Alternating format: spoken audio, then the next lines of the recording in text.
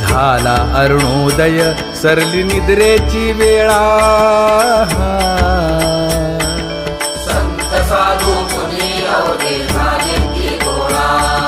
सोडा शेज सुख आता पाहू द्या मुख कमळा